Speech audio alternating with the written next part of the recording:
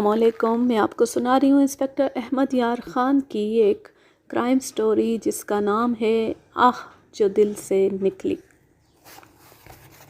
میں نے اور انسپکٹر ٹینیسن نے آپس میں تبادلہ خیال کر کے یہ فیصلہ کیا کہ اس شخص کو بھٹے پر نہ جانے دیا جائے، ورنہ اس کے ڈر سے کوئی مزدور صحیح بات نہیں بتائے گا۔ ہم نے اگلے روز بھٹے پر جانا تھا اور وہاں کے مزدوروں سے تفتیش کرنی تھی۔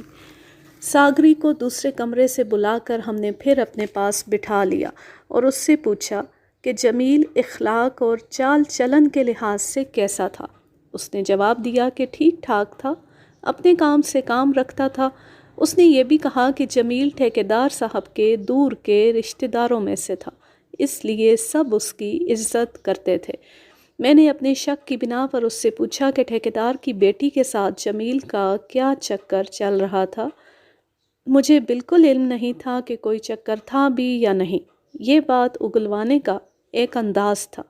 میں ساگری کو یہ تاثر دے رہا تھا کہ مجھے سب کچھ معلوم ہے۔ میں اس معاملے میں کچھ بھی نہیں جانتا علیجا۔ لڑکا ان کا اپنا تھا، ان کے گھر بھی جاتا تھا اور لڑکی کے ساتھ کالج جاتا بھی تھا اور آتا بھی تھا۔ میں نے کبھی کوئی بات نہیں سنی۔ اور لڑکی کے متعلق کیا خیال تھا؟ لڑکی پردہ نشین ہے، برقعے میں کالج جاتی ہے اور میں نے سنا ہے کہ گھر سے باہر نہیں نکلتی۔ میں آپ کو ایک بات بتاتا ہوں علیجا، ٹھیکیدار صاحب کے اپنے خاندان کی عورتیں ہی نہیں بلکہ ان کی ساری رشتہ دار عورتیں پردے میں رہتی ہیں اور صحیح معنوں میں شریف عورتیں۔ ٹھیکیدار صاحب کو اچانک دولت مل گئی، انہوں نے تو شراب بھی پینی شروع کر دی اور دوسری عیاشیوں میں پڑ گئے، لیکن ان کی عورتیں جیسے پہلے تھیں ویسی ہی اب ہیں۔ جمیل جب بھٹے میں گرا اس وقت تم اس کے ساتھ تھے، کیا تم نے اسے روکا نہیں تھا کہ آگے نہ جاؤ؟ ہاں علیجا، میں نے اسے روکا تھا، لیکن پیچھے ہٹتے اس کا پاؤں ایسا پھسلا کہ وہ گر پڑا اور جل گیا۔ میرا خیال ہے کہ اسے بھٹے کی آگ دیکھنے کا شوق تھا۔ میں نے پہلے بتایا ہے کہ بے شمار سوال و جواب کے ذریعے ہم جان چکے تھے کہ یہ شخص پکا بدمعاش ہے۔ اس کے باوجود ہم نے اس پر سوالوں کی ایک اور بوچھاڑ کر دی۔ یہ واضح ہو گیا کہ یہ شخص استاد غنڈہ ہے۔ اسے ہم نے باقاعدہ گرفتار نہ کیا۔ ڈیوٹی والے ASI سے کہا کہ اسے ہیڈ کوارٹر میں ہی رکھا جائے اور ادھر ادھر نہ ہونے دیا جائے۔ اگلے روز صبح 8 ساڑھے 8 بجے ہم بھٹے پر چلے گئے۔ ٹھیکیدار کو ہم نے نہیں بتایا تھا کہ ہم وہاں جائیں گے۔ وہاں وہی منشی تھا جو چھٹی چلا گیا تھا اور اس کی جگہ جمیل آیا تھا۔ ہم نے اس کے ساتھ اس طرح باتیں شروع کر دیں جس طرح گپ شپ لگائی جاتی ہے۔ وہ ہمیں جانتا تھا۔ گزشتہ روز اس نے ہمیں دیکھا تھا۔ میں نے نوٹ کیا کہ یہ جوان سال آدمی خود اعتمادی سے بات کرتا ہے اور اس کا انداز کچھ دوستانہ ہے۔ میں نے یہ بھی محسوس کیا کہ وہ مزدوروں کے میٹ ساگری سے مرعوب ہے۔ ساگری کا ذکر آتا تھا تو وہ جھینپ جاتا اور اپنی کوئی رائے نہیں دیتا تھا۔ تم پچھلی چھٹی کب گئے تھے؟ شاید 3 سال ہو گئے ہیں۔ ان 3 سالوں میں تمہیں چھٹی نہیں ملی یا خود ہی نہیں گئے؟ میں کہیں دور کا رہنے والا نہیں۔ وہ جو گلی نظر آ رہی ہے اس میں میرا گھر ہے۔ کبھی کوئی نرمی گرمی ہو جائے تو ایک آدھ دن کے لیے گھر چلا جاتا ہوں۔ اب شاید کوئی لمبا کام آ پڑا تھا۔ نہیں صاحب، ٹھیکیدار صاحب سے ذکر نہ کیجیے گا، کوئی کام نہیں تھا۔ ساگری نے ایک روز کہا کہ تم چھٹی لے سکتے ہو، پھر لیتے کیوں نہیں؟ ٹھیکیدار نے تمہیں کب انعام دیا ہے یا آئندہ انعام دے گا؟ کچھ دنوں کی چھٹی لو اور آرام کرو، گھومو پھرو۔ میں اس کے ساتھ چھٹی کے متعلق کسی اور خیال سے یا شاید ویسی ہی بات چھیڑ بیٹھا تھا، یا شاید چھٹی حس تھی کہ میں نے اس سے چھٹی کے متعلق پوچھا تھا، لیکن اس نے ایسی بات کہہ دی جس نے مجھے اور انسپکٹر ٹینیسن کو چونکا دیا۔ اس نے ہنستے مسکراتے ہوئے کہا کہ اسے چھٹی کی ضرورت نہیں تھی۔ ساگری اس کے پیچھے پڑ گیا تھا کہ ضرورت نہیں تو بھی وہ چھٹی پر جائے، یہ اس کا حق ہے اور اپنا حق چھوڑنا نہیں چاہیے۔ اس نے بتایا کہ ساگری نے اسے کہا تھا کہ وہ اسے ٹھیکیدار سے چھٹی لے دے گا۔ ساگری نے اسے 1 ہفتے کی چھٹی لے بھی دی۔ چلو اچھا ہے۔ سیر سپاٹا اور آرام کر کے میں چھٹی گزار آیا، لیکن جمیل آگ میں گر کر راکھ ہو گیا تھا۔ مجھے بہت افسوس ہوا۔ نہ میں چھٹی جاتا، نہ اسے میری جگہ بھٹے پر بھیجا جاتا۔ وہ تو سادگی میں یہ بات کہہ گیا، لیکن میرا ذہن اس انکشاف پر اٹک گیا کہ اسے ساگری نے چھٹی بھجوایا تھا۔ اس سے یہی ظاہر ہوتا تھا کہ منشی کو چھٹی بھجوانا جمیل کے قتل کی سازش کی ایک کڑی تھی۔ اس بہانے جمیل کو بھٹے پر لانا اور اسے آگ میں پھینکنا تھا۔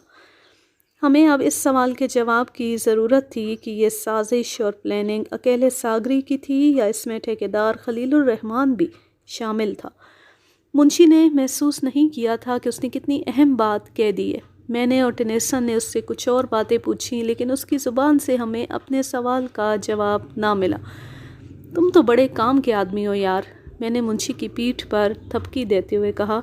میرا خیال ہے کہ یہ بھٹا تم ہی چلا رہے ہو، ساگری تو غنڈہ گردی کے سوا کچھ بھی نہیں کرتا ہوگا۔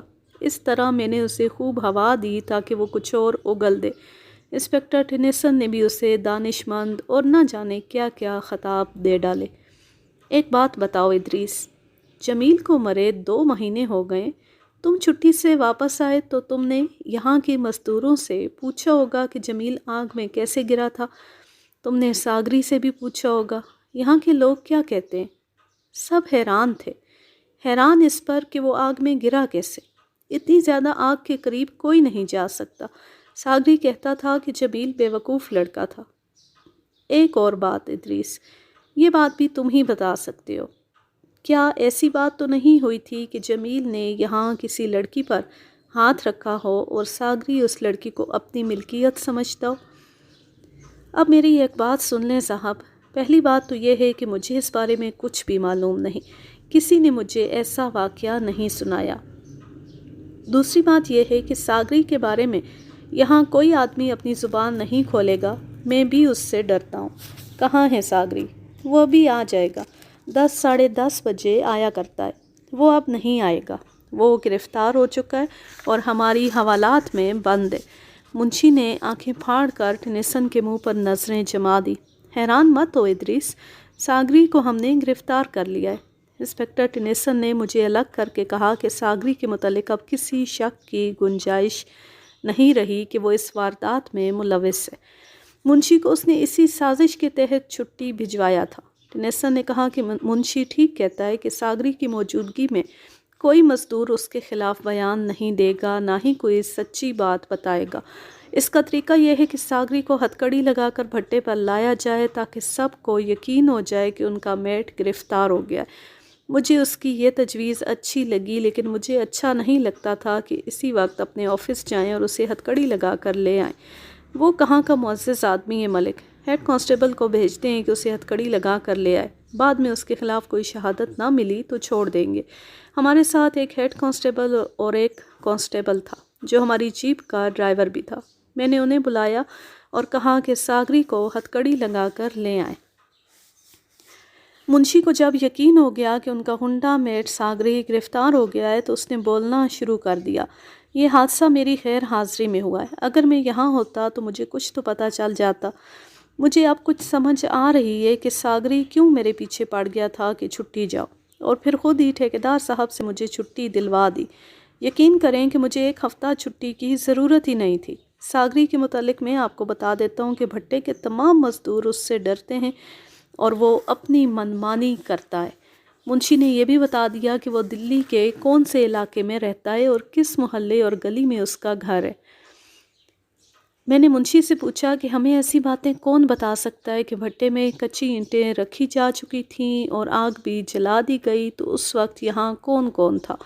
یہ تو میں جانتا تھا کہ کچی اینٹیں بنانے والے مزدور بھٹے سے کچھ دور اور گہرائی میں ہوتے ہیں۔ منشی نے 5 آدمیوں کے نام لیے۔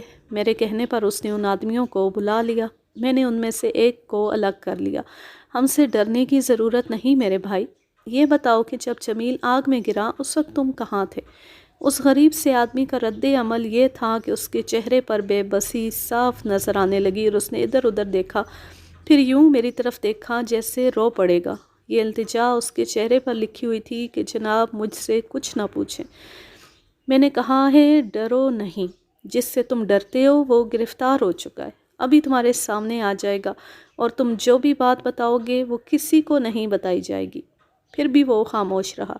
میں اس پر پولیس والا روب جھاڑنا نہیں چاہتا تھا۔ بڑی ہی مشکل سے اس نے بتایا کہ وہ فلاں جگہ کھڑا تھا اور اس نے جمیل کو ساگری کے ساتھ بھٹے کی خندق کے ساتھ ساتھ جاتے دیکھا۔ اس نے یہ بھی بتایا کہ 3 اور مزدور وہاں کام کر رہے تھے اور ساگری نے پیچھے مڑ کر دیکھا اور سب کو ڈانٹ کر کہا تھا کہ یہاں کھڑے کیا کر رہے ہو، ادھر چلے جاؤ۔ وہ آدمی ہٹے تو فوراً بعد ساگری نے شور مچایا کہ لڑکا آگ میں گر پڑا ہے۔ سب آدمی دوڑے گئے۔ جب یہ مزدور مجھے یہ باتیں بتا رہا تھا تو اس کی زبان رک رک کر چلتی تھی، اور جب اس نے بتایا کہ وہ بھی دوڑا گیا اور جمیل کو آگ میں جلتے دیکھا تو اس مزدور کی زبان رک گئی۔ اس کے آگے وہ کچھ بھی نہ کہہ سکا۔ اس کا چہرہ زرد ہو گیا، ہونٹ کانپنے لگے۔ میں نے دیکھا کہ اس کے ہاتھ بھی کانپ رہے تھے۔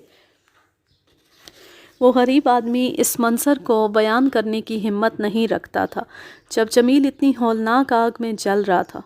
میں نے اسے بیٹھنے کو کہا اور منشی سے کہا کہ اسے پانی پلائے۔ اس نے پانی پی کر میرے آگے ہاتھ جوڑے، حضور مجھ سے اور کچھ نہ پوچھیں۔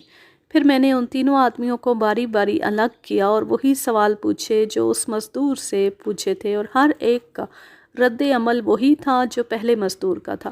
انہوں نے بھی بتایا کہ ساگری نے انہیں ڈانٹ کر وہاں سے ہٹا دیا تھا۔ میں نے ان سے پوچھا کہ اس وقت ساگری اور جمیل کس طرح چل رہے تھے، یعنی آگے پیچھے یا ساتھ ساتھ۔ انہوں نے بتایا کہ جمیل آگ کی طرف تھا اور ساگری اس کی دوسری طرف کے پہلو کے ساتھ چل رہا تھا۔ میں نے ان سے ساگری کے متعلق کچھ اور باتیں پوچھیں تو سب نے گول مول سے جواب دیے۔ صاف پتہ چلتا تھا کہ وہ ڈر کے مارے کچھ بتانا نہیں چاہتے۔ اتنے میں ٹھیکیدار آ گیا اور سیدھا ہمارے پاس آ کر اس طرح حرکتیں اور باتیں کرنے لگا جیسے ہمارا لنگوٹیا یار ہو۔ آپ یہاں سے غائب ہو جائیں۔ میں نے کہا یہاں رہوں تو کوئی حرج تو نہیں؟ اس نے بے تکلفی سے کہا میرا وہ آدمی واپس نہیں آیا، آپ نے اسے تفتیش کے لیے میرے ساتھ اپنے ہیڈ کوارٹر میں بلایا تھا، وہ ابھی آ جائے گا، آپ یہاں سے فوراً چلے جائیں، جب ہمیں ضرورت محسوس ہوگی آپ کو بلا لیں گے، فوراً چلے جائیں۔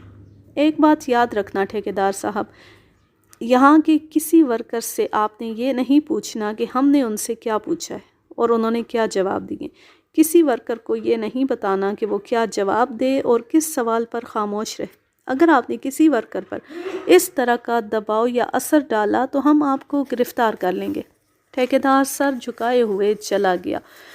ان 3-4 مزدوروں سے ہمیں 2 اور آدمیوں کا پتہ چلا کہ وہ بھی یہاں موجود تھے۔ ہم نے انہیں بلایا اور دانستہ وقت ضائع کرنے لگے۔ ہمیں ساگری کا انتظار تھا۔ اسے لانے کے لیے جیپ گئی ہوئی تھی۔ کچھ دیر بعد اسے لے آئے۔ ہم نے اسے ساتھ لیا اور ویسے ہی ٹہلتے ٹہلتے بھٹے کے ارد گرد گھومنے پھرنے لگے۔ میں نے دیکھا کہ مزدور کام چھوڑ کر حیرت زدگی کے عالم میں ساگری کو ہتھکڑیوں میں بندھا دیکھ رہے تھے۔ انہیں شاید یقین نہیں آ رہا تھا کہ فرعون بھی گرفتار ہو سکتا ہے۔ پھر ہم نے اسے ایک جگہ بٹھا دیا۔ پھر ہم نے ان 2 مزدوروں سے پوچھ گچھ شروع کی۔ انہیں بتایا کہ دیکھ لو تمہارا میٹ ہتھکڑیوں میں بندھا ہوا ہے، اب اس سے نہ ڈرو۔ انہوں نے بھی وہی باتیں بتائیں جو پہلے مزدور بتا چکے تھے۔ ایک مزدور نے تو یہ بھی بتایا کہ اسے یقین تو نہیں لیکن اسے ایسے لگا تھا جیسے ساگری نے لڑکے کو آگ میں دھکیلا ہو۔ وہ یقین اور شک کے درمیان بات کر رہا تھا۔ بہرحال اس کی اس بات سے یہ یقین ہو گیا کہ ساگری جمیل کو آگ کے بہت قریب لے گیا تھا۔ ہمیں کوئی ایسی شہادت تو نہ ملی کہ ساگری نے جمیل کو آگ میں دھکیلا تھا۔ یہ شک پختہ ہو گیا کہ جمیل کو جلانے میں ساگری کا ہاتھ ہے۔ اس کے بعد ہم نے مختلف مزدوروں سے ساگری کے متعلق پوچھنا شروع کیا تو انہوں نے اس کے سارے اعمال سے پردہ اٹھانا شروع کر دیا۔ وہ تو ایسے لگتا تھا جیسے بھرے بیٹھے ہوں۔ انہوں نے بہت سی باتیں بتائیں، کچھ باتیں پہلے بتائی جا چکی ہیں۔ ان میں ایک نئی بات کا اضافہ یہ ہوا کہ وہ ہر مزدور سے 5 روپے فی مزدور ماہانہ کمیشن لیتا تھا۔ بعض پورے کنبے مزدوری کرتے تھے، ان سے بھی 5 روپے فی کس لیتا تھا۔ مثلاً ایک کنبے کے 5 بڑے افراد اور 2 بچے جو ایک اینٹ اٹھا سکتے ہیں تو بچوں کے بھی 5-5 روپے اور بڑوں کے بھی 5-5 روپے وصول کرتا تھا۔ یہ بھی ذہن میں رکھیں کہ اس وقت کے 5 روپے آج کے 100 روپے کے برابر تھے۔ مزدوروں کی نوجوان لڑکیوں کو وہ اپنی زر خرید لونڈیاں سمجھتا تھا۔ انسپکٹر ٹینیسن نے مجھے یاد دلایا کہ گزشتہ رات ساگری سے پوچھا تھا کہ وہ اس وقت جمیل سے کتنی دور تھا جب جمیل آگ میں گرا تھا۔ ساگری نے جواب دیا تھا کہ وہ اس سے دور تھا اور اس نے جمیل کو آگے جانے سے منع کیا تھا، اور جمیل پیچھے ہٹنے لگا تو اس کا پاؤں پھسل گیا اور وہ آگ میں جا پڑا۔ لیکن اب ہر وہ مزدور جس نے انہیں دیکھا تھا وہ بتا رہا تھا کہ ساگری جمیل کے پہلو کے ساتھ لگا ہوا جا رہا تھا۔ ایک مزدور نے تو اس شک کا بھی اظہار کر دیا تھا کہ ساگری نے جمیل کو ہلکا سا دھکا دیا تھا۔ ہم نے وہاں سے جو کچھ حاصل کرنا تھا وہ حاصل کر لیا تھا۔ آدھا دن وہیں گزر گیا تھا۔ ہم نے ساگری کو گاڑی میں بٹھایا اور واپس اپنے ہیڈ کوارٹر میں آ گئے۔ ساگری کو تفتیش کے کمرے میں بٹھا کر کہا کہ وہ اقبال جرم کر لے۔ اس نے وہی جواب دیا جو ملزم دیا کرتے ہیں کہ وہ بے گناہ ہے، اور وہ اقبال جرم کس جرم کا کرے۔ ہم نے اسے حوالات میں بند کر دیا۔ ہم دوسرے طریقے سے اس کی زبان کھلوا سکتے تھے، لیکن اس کے متعلق پولیس کی رپورٹ لینا بہتر سمجھا۔ یہ تو پتہ چل گیا تھا کہ وہ کون سے علاقے کا رہنے والا ہے۔ یہ پرانی دلی کا علاقہ ہے۔ میں نے اس علاقے کے تھانے کے ایس ایچ او کو فون کیا اور اسے ساگری کا پورا نام اور عرفیت بتا کر کہا کہ اس کے متعلق مجھے پوری رپورٹ بہت جلدی چاہیے۔ میں نے یہ بھی کہا کہ اسے کوئی جاننے والا آدمی ہو تو اسے بھی میرے پاس بھیج دیا جائے۔ ایس ایچ او نے مجھے فون پر ہی بتا دیا تھا کہ یہ شخص تھانے کے ریکارڈ پر ہے اور ایک بار کا سزا یافتہ بھی ہے۔ شام کے بعد 8 ساڑھے 8 بجے ایک آدمی مجھے ڈھونڈتا ہوا میرے گھر پہنچ گیا۔ اس نے مجھے ایک بند لفافہ دیا۔ میں نے کھول کر پڑھا۔ یہ ساگری کی ہسٹری تھی۔ اسے 2 سال سزا چاقو زنی کی واردات میں ہوئی تھی۔ اس سے پہلے لڑائی جھگڑے میں 2 بار پکڑا گیا تھا، لیکن تھانے والوں نے راضی نامہ کرا دیا تھا۔ چاقو زنی میں ہی ایک بار پکڑا گیا، لیکن عدم ثبوت کی بنا پر بری ہو گیا تھا۔ تھانے دار نے اپنی رائے لکھی تھی کہ پکا غنڈہ اور بدمعاش ہے اور دلیر بھی ہے۔ پولیس کے ساتھ اس کی دوستی بھی رہی ہے۔ یہ رپورٹ طویل اور بڑی واضح تھی۔ جو آدمی یہ رپورٹ لایا تھا وہ اس تھانے کا پرانا کانسٹیبل تھا۔ تھانے دار نے اس کانسٹیبل کو خاص طور پر بھیجا تھا کیونکہ اس کانسٹیبل کے ساتھ ساگری کی بڑی گہری یاری تھی۔ اس کانسٹیبل نے خود ہی کہا کہ وہ ساگری کی پوری رپورٹ دے سکتا ہے۔ اس نے ساگری کی زندگی کی پوری کہانی اور اس کے جرائم کی تفصیلات سنا ڈالی۔ اس نے اجمیری گیٹ کے ایک طوائف کا نام لیا جس کے ساتھ ساگری کے گہرے تعلقات تھے اور وہ فارغ وقت اسی کے ہاں گزارتا تھا۔ دلی میں اجمیری گیٹ کے اندر عصمت فروشی کا مشہور اور بہت بڑا بازار تھا۔ میں نے اس کانسٹیبل سے اس طوائف کا ایڈریس بھی معلوم کر لیا اور اسے واپس بھیج دیا۔ اگلے روز میں اپنے دفتر گیا تو میں نے ٹینیسن کو ایس ایچ او کی تحریری رپورٹ بھی دکھائی اور کانسٹیبل نے جو باتیں زبانی بتائی تھیں وہ بھی سنائیں۔ اس نے کہا کہ اس طوائف کو ابھی بلایا جائے۔ ہم نے اپنے ایک ایس آئی کو بلا کر کہا کہ وہ گاڑی لے جائے، ایک ہیڈ کانسٹیبل کو بھی ساتھ لے اور اس طوائف کو ساتھ لے آئے۔ تقریباً 1 گھنٹے کے بعد طوائف آ گئی۔ وہ تقریباً 30 سال عمر کی اچھی خوبصورت طوائف تھی۔ ہم نے اسے بٹھایا۔ اس کی گھبراہٹ اور خوف قدرتی تھا۔ ہم نے اسے ذہنی طور پر نارمل حالت میں لانے کے لیے ادھر ادھر کی باتیں کی۔ پھر ٹینیسن نے اس کے حسن کی تعریف شروع کر دی اور کہا کہ وہ اس کے پاس آنا چاہتا ہے۔ ٹینیسن اردو اچھی خاصی بولتا تھا۔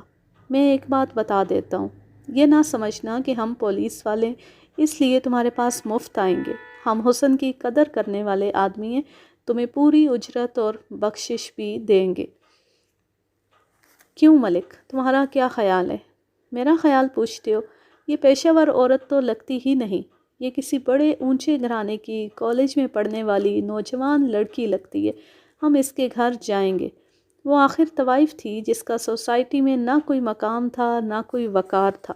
ہم نے اسے ہوا دینی شروع کی تو وہ غبارے کی طرح پھولتی ہی چلی گئی۔ کچھ دیر بعد اس نے پوچھا کہ ہم نے اسے کیوں بلایا ہے۔ تمہارا یار پھانسی چڑھ رہا ہے۔ کون؟ ساگری۔ اس رات وہ تمہارے پاس گیا تھا اور اس نے تمہیں بتایا بھی تھا۔ وہ پورا بیان دے چکا ہے، تمہیں صرف تصدیق کے لیے بلایا ہے۔ ہاں، اس نے اس طرح کہا جیسے آہ لی جاتی ہے۔ میرے پاس آیا تھا۔ اس رات وہ بہت زیادہ پی گیا تھا۔ نشے میں واہی تواہی بکتا رہا اور اوٹ پٹانگ باتیں بھی کرتا رہا۔ اس نے کہا کہ آج دولت کمائی ہے، ایک لڑکے کو جلا کر راکھ کر دیا ہے کوئی جو میرے سامنے آئے۔ میں سمجھی کہ ڈھینگے مار رہا ہے۔ نہیں، ڈھینگے نہیں، وہ سچ کہہ رہا تھا۔ تمہیں اس نے کتنی رقم بتائی تھی؟ 5000 کہتا تھا۔ میں نہیں مانی تھی۔ اتنی زیادہ رقم کون دیتا ہے؟ ہو سکتا ہے کچھ لوگ یقین نہ کریں کہ اس طوائف نے فوراً راز اگل دیا حیرت کی کوئی وجہ نہیں، یہ دیکھیں کہ وہ طوائف تھی، اور یہ بھی ذہن میں رکھیں کہ طوائف اس کی بھی نہیں ہوتی جس سے وہ ہزارہا روپیہ کھاتی ہے اور ایسے کہتی ہے کہ وہ بس اسی کی ہے۔ طوائف یا کوئی بھی فاحشہ عورت روپے پیسے اور اپنی عیش و عشرت سے دلچسپی رکھتی ہے، اس کی ذات جذبات سے خالی ہوتی ہے، اور جو لوگ اسے جذباتی سمجھتے ہیں وہ اس کی ایکٹنگ ہوتی ہے۔ وہ جب چاہے اپنے آنسو نکال لیتی ہے اور جب چاہے کہے بکھیرنے لگتی ہے۔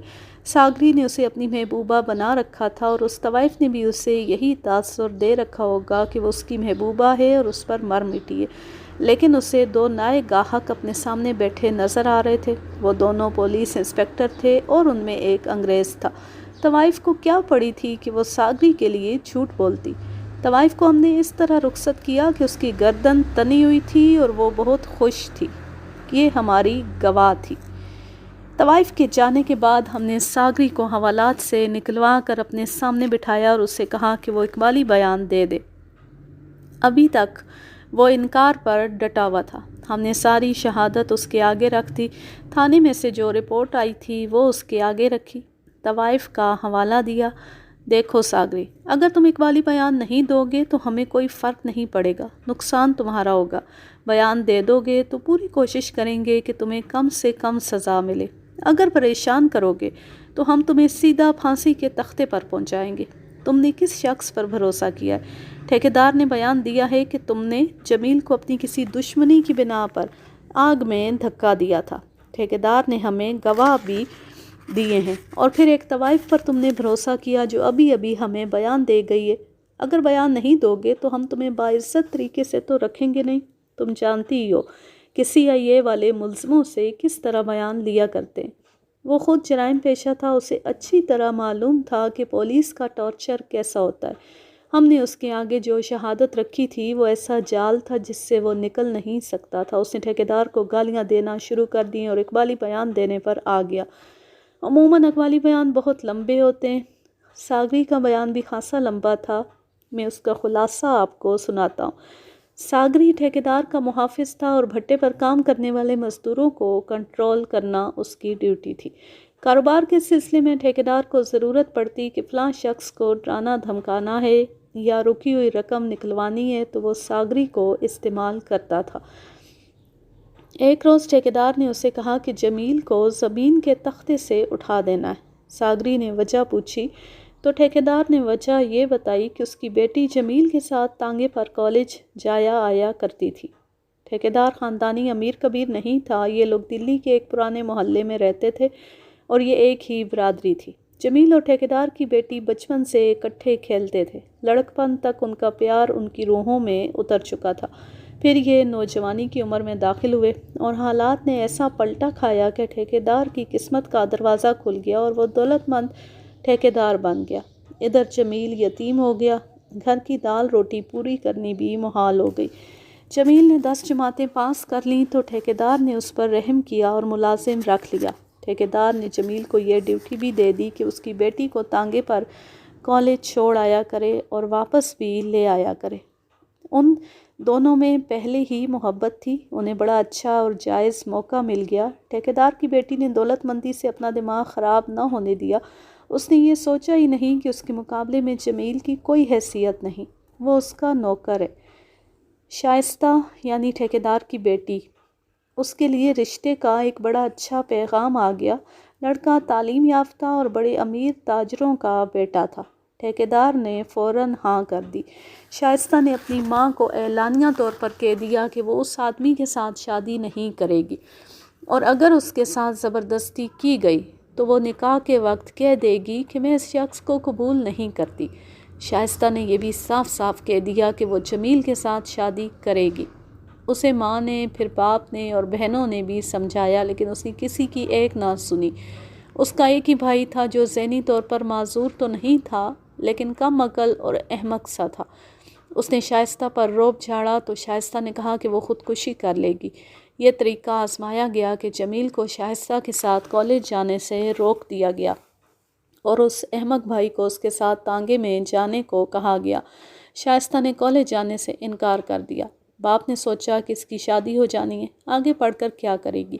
اسے کالج جانے سے روک دیا گیا اور شادی کی تیاریاں ہونے لگی۔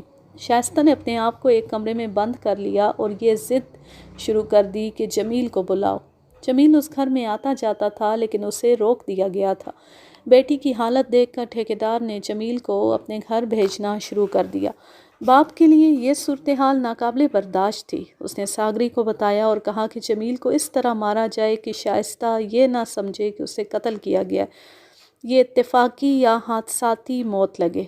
ساگری نے 2-3 طریقے بتائے جو ٹھیکیدار نے اس وجہ سے مسترد کر دیے کہ ان سے اغوا اور قتل کا شک ہوتا تھا۔ یہ طریقہ ٹھیکیدار نے سوچا کہ جمیل کو بھٹے کی آگ میں پھینکا جائے۔ ساگری کو یہ طریقہ سب سے زیادہ اچھا لگا۔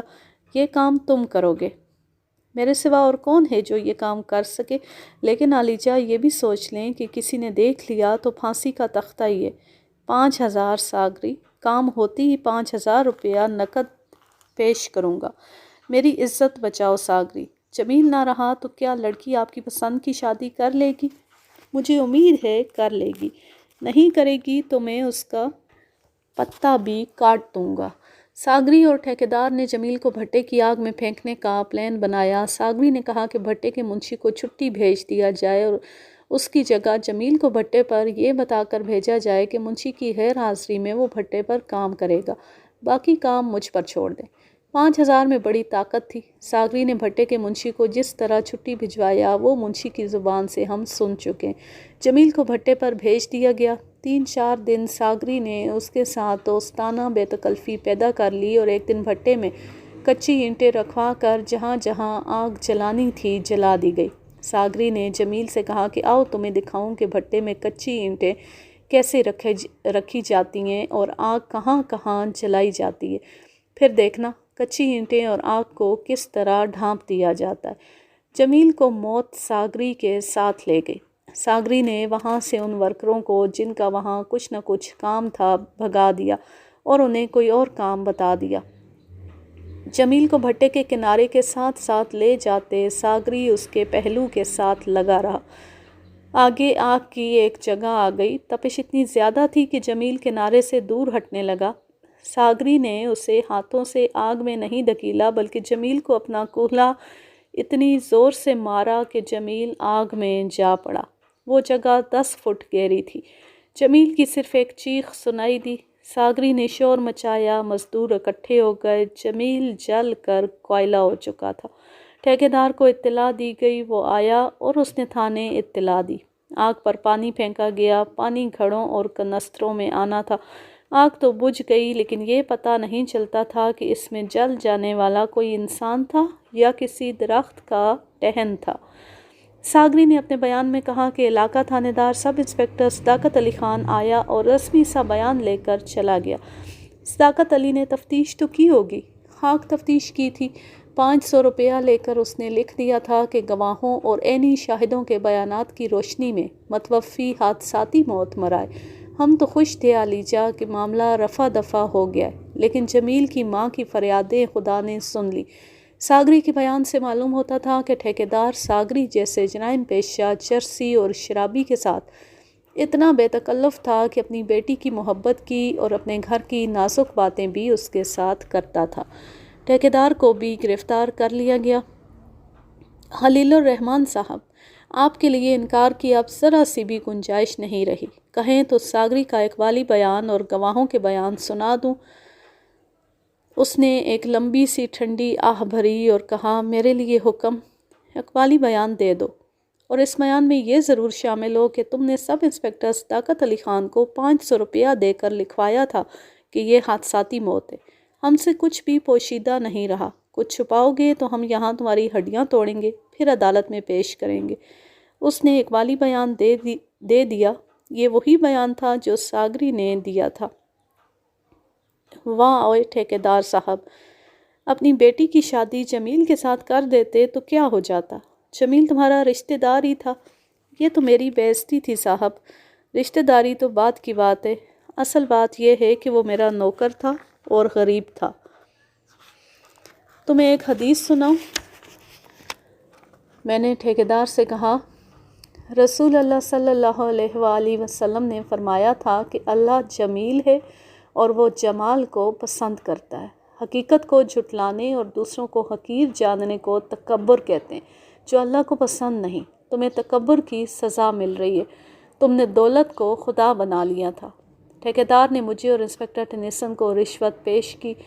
مجھے اس کیس سے نکال دو، جتنی رقم کہو گے فوراً دوں گا۔ یتیم کا خون ہضم نہیں ہو سکتا ٹھیکیدار صاحب، یہ خون ہمیں تو نہ پلاؤ یار، ایک بیوہ ماں کی آہوں کا عذاب دیکھ لو۔ ہماری تفتیش ختم ہو چکی تھی۔ ٹینیسن نے اسی وقت ایس پی تھامسن کو جا کر اپنی کامیابی کی خبر سنائی اور اسے کہا کہ سب انسپکٹر صداقت علی خان کو معطل کرانا ہے۔ صرف اقبالی بیان ملزم کو سزا نہیں دلا سکتا، اس کے مطابق شہادت اور ثبوت عدالت میں پیش کرنے پڑتے ہیں۔ ساگری نے اپنے بیان میں کہا تھا کہ وہ فلاں طوائف کے پاس گیا تھا اور شراب کے نشے میں اس نے طوائف کو بتایا تھا۔ طوائف بیان میں شامل تھی، اس لیے طوائف کو عدالت میں پیش کرنا ضروری تھا۔ اسے اطلاع بھجوا دی گئی کہ اگلے روز ہمارے پاس آ جائے۔ چونکہ یہ قتل ٹھیکیدار کی بیٹی کے باغیانہ رویے کی وجہ سے ہوا تھا، اس لیے اس لڑکی کا بیان بحیثیت گواہ ضروری تھا۔ اسے بھی ہم نے اطلاع بھجوا دی کہ اگلے روز یہاں آ جائے۔ یہ خیال رہے کہ جمیل کے قتل کے بعد ٹھیکیدار نے اپنی بیٹی کی شادی وہیں کر دی تھی جنہوں نے اس لڑکی کا رشتہ مانگا تھا۔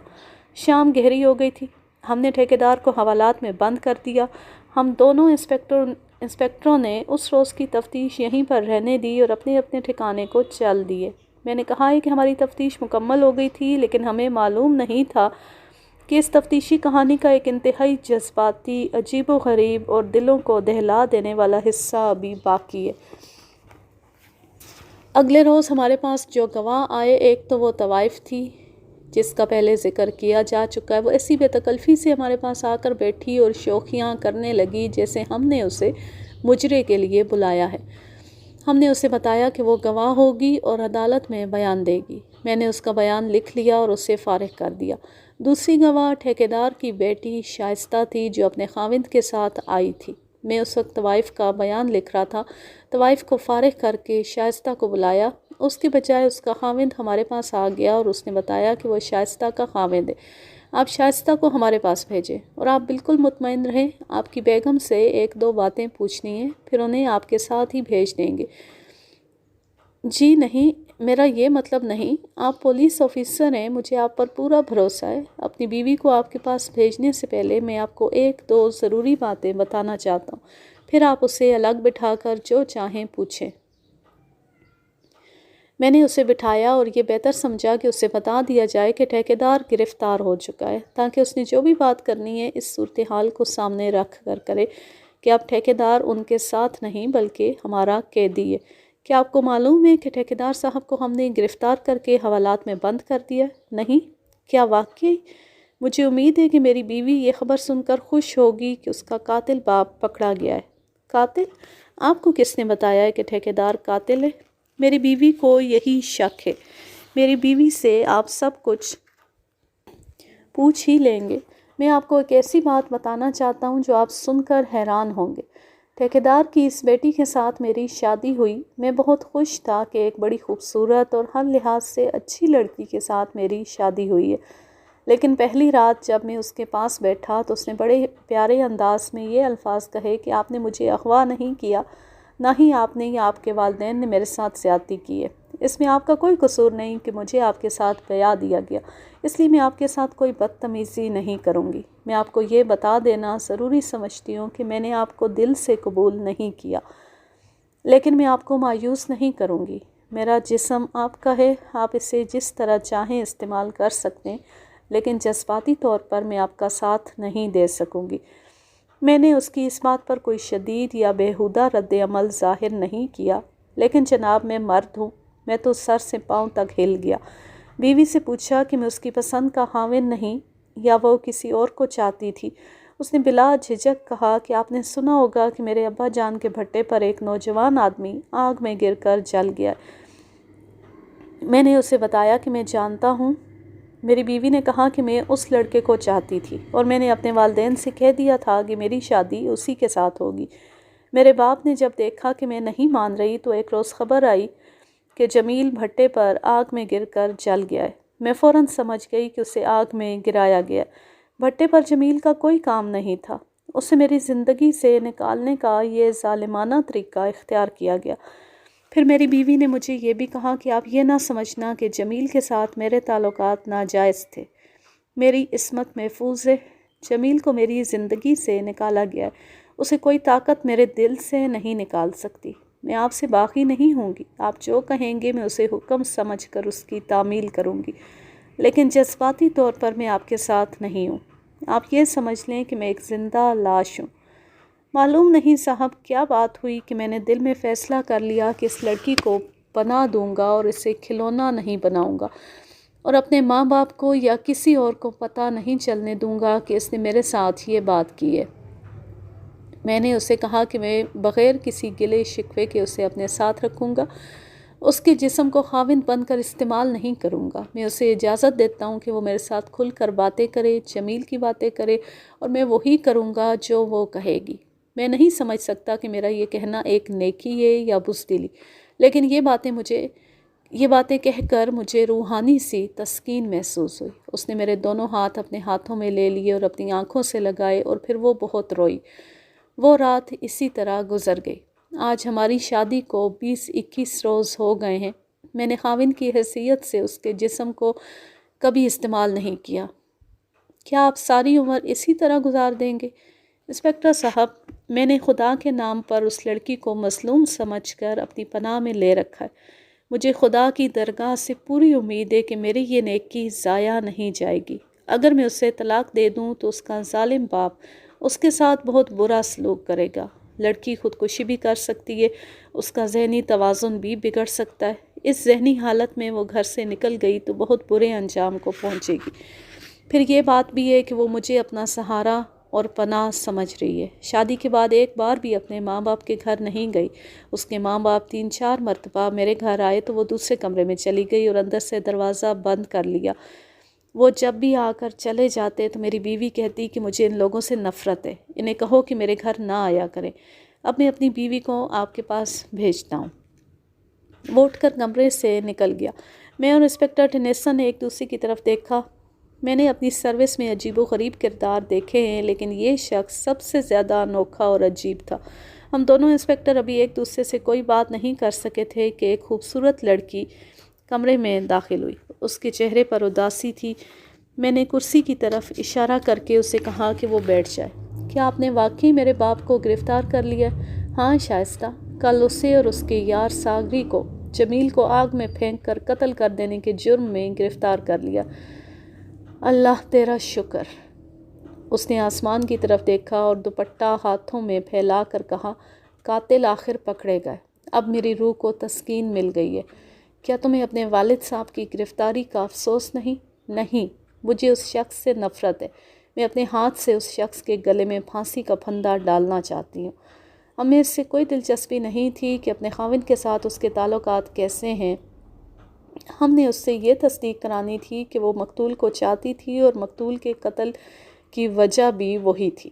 میں نے اور انسپکٹر ٹینیسن نے 2-4 سوالات کر کے یہ تصدیق کر لی اور شائستہ سے پوچھا کہ وہ عدالت میں بیان دینے آئے گی۔ کیوں نہیں آؤں گی؟ میں چلا کر لوگوں کو سناؤں گی کہ یہ شخص قاتل ہے اور قتل کی وجہ یہ ہے۔ ہم نے شائستہ اور اس کے خاوند کو رخصت کر دیا، لیکن وہ دونوں مجھے جذباتی طور پر ہلا گئے۔ ساگری کا بیان زیر دفعہ 164 مجسٹریٹ سے قلم بند کروا کے اسے جوڈیشل لاک اپ میں بھیج دیا۔ ٹھیکیدار نے مجسٹریٹ کو بیان قلم بند کروانے سے انکار کر دیا تھا۔ 2 روز ہمارے حوالات میں رہا، پھر خود ہی بیان دینے پر آ گیا۔ اس کا بیان لے کر ہم نے جوڈیشل لاک اپ میں بھیج دیا۔ پھر مقدمہ چلا۔ مقدمہ تو ویسے ہی چلتا رہا جیسے ہر مقدمہ چلا کرتا ہے، لیکن شائستہ جب گواہی دینے آئی تو کورٹ پر سناٹا طاری ہو گیا۔ وہ ہاتھ باپ کی طرف بڑھا کر بیان دیتی اور کہتی تھی کہ یہ شخص قاتل ہے۔ 2-3 مرتبہ سیشن جج نے اسے کنٹرول کرنے کی کوشش کی، لیکن لڑکی اتنی بھڑکی ہوئی تھی کہ اس نے بیان تو ٹھیک دیا، لیکن وہ آنکھ بھگولا بنی ہوئی تھی۔ صفائی کے وکیل کی جرح کے جواب بھی اس نے پوری خود اعتمادی اور جوش و خروش سے دیے۔ میں بطور نمونہ اس جرح کی ایک جھلک پیش کرتا ہوں جو مجھے آج تک یاد ہے۔ کیا تم جمیل کو چاہتی تھی؟ صفائی کے وکیل نے شائستہ سے پوچھا۔ ہاں، ہم دونوں ایک دوسرے کو دل و جان سے چاہتے تھے۔ کیا تمہارے اس کے ساتھ ناجائز تعلقات تھے؟ لعنت تمہارے اس مکروہ چہرے پر۔ کورٹ میں جتنے لوگ تھے وہ سب ہنس پڑے۔ سیشن جج نے اسے کہا کہ وہ بدتمیزی نہ کرے، وکیلوں کو حق حاصل ہے کہ وہ جو چاہے سوال کر سکتے ہیں، پھر یہ حق مجھے بھی دیں کہ میں جو جواب چاہوں دوں۔ یہ تو خاصی لمبی چوڑی باتیں، میں آپ کو مقدمے کا انجام بتاتا ہوں۔ ٹھیکیدار کو 8 سال سزائے قید ہوئی اور ساگری کو سزائے موت دی گئی۔ دونوں نے ہائی کورٹ میں اپیلیں دائر کیں، لیکن دونوں کی اپیلیں مسترد ہو گئیں۔ ہمارا ایک کیس ختم ہو گیا اور ہم نے ایس پی تھامسن سے داد و تحسین حاصل کی، لیکن ہم نے سب سے زیادہ دعائیں شائستہ سے لیں۔ 2-3 مہینوں تک شائستہ اور اس کا خاوند میرے ذہن پر سوار رہے۔ تقریباً 1 سال بعد میں اپنی بیوی اور بچوں کو سیر سپاٹے کے لیے آگرہ لے گیا۔ میری بیوی کو تاج محل بہت ہی پسند تھا، 2 بار پہلے بھی دیکھ چکی تھی۔ وہاں گئے تو وہاں شائستہ اور اس کا خاوند مل گئے، وہ بھی سیر کے لیے آئے ہوئے تھے۔ میں نے دیکھا کہ شائستہ کچھ زیادہ ہی خوش و خرم تھی۔ اس نے پہلی خبر یہ سنائی کہ ساگری تو پھانسی چڑھ گیا تھا اور ٹھیکیدار کو جیل میں 3 مہینوں بعد فالج کا اتنا شدید حملہ ہوا کہ وہ مر گیا۔ اس کی لاش گھر آئی تو میں وہاں نہیں گئی۔ میرے سسرال کے سب لوگ گئے تھے، میں نہیں گئی۔ میرا باپ جب گرفتار ہوا تھا تو میرا ذہن کچھ ٹھکانے آ گیا تھا۔ جب میرے باپ کو 8 سال سزا ہوئی تو میرا ذہن آدھے سے زیادہ بیدار ہو گیا، اور جب اس کی موت کی اطلاع ملی تو میں پوری طرح اپنے آپ میں آ گئی۔ یہ میرا خاوند سن رہا ہے۔ میں نے ان کے پاؤں چھو کر کہا کہ میں اب جذباتی اور روحانی لحاظ سے آپ کی ہوں، ان سے پوچھ لیں۔ میں کہتی ہوں کہ یہ ایک فرشتہ تھا جو اللہ نے میری نجات کے لیے اتارا ہے۔ کون سا وہ خاوند ہے جو بیوی کی باتیں برداشت کر لے گا جو میں نے پہلی رات کہی تھی؟ میں انہیں اس نیکی کا پورا صلہ دے رہی ہوں۔ میں نے اس کے خاوند کی طرف دیکھا، اس کے چہرے پر سکون تھا اور وہ مسکرا رہا تھا۔ اب ہم صحیح معنوں میں میاں بیوی ہیں۔ یہ ان کے ساتھ میری آخری ملاقات تھی۔ چند مہینوں بعد پاکستان کے قیام کا اعلان ہو گیا اور یوم آزادی سے کچھ پہلے میں پاکستان آ گیا۔ یوں یہ کہانی اپنے اختتام کو پہنچی۔ اب میں لیتی ہوں آپ سے اجازت۔ جا رہیں، خوش رہیں، شاد و آباد رہیں، ہنستے مسکراتے رہیں۔ اور ایک چھوٹی سی معذرت کہ یہ دوسری ہی کہانی تھی، اس کا اس پچھلی کہانی سے کوئی تعلق نہیں تھا، لیکن پرنٹنگ میں کچھ صفحات اس کہانی میں چھپ گئے۔ ٹائٹل اس کہانی کا تھا، آغاز بالکل نئی کہانی والا تھا، لیکن وہ پچھلی کہانی کے کچھ صفحات تھے، کیونکہ آگے جب اس لڑکے کے آگ میں گر کر جلنے والی وہ سین شروع ہوا تو اس کے بعد یہ ٹوٹلی ایک نئی کہانی تھی، اس کا پچھلی سے تو کوئی تعلق نہیں نکلا۔ اصل میں نے پہلے سے پڑھی ہوئی نہیں تھی، ساتھ ہی پڑھی ہے اور آپ کو سنائی ہے۔ اللہ حافظ، اللہ نگہبان۔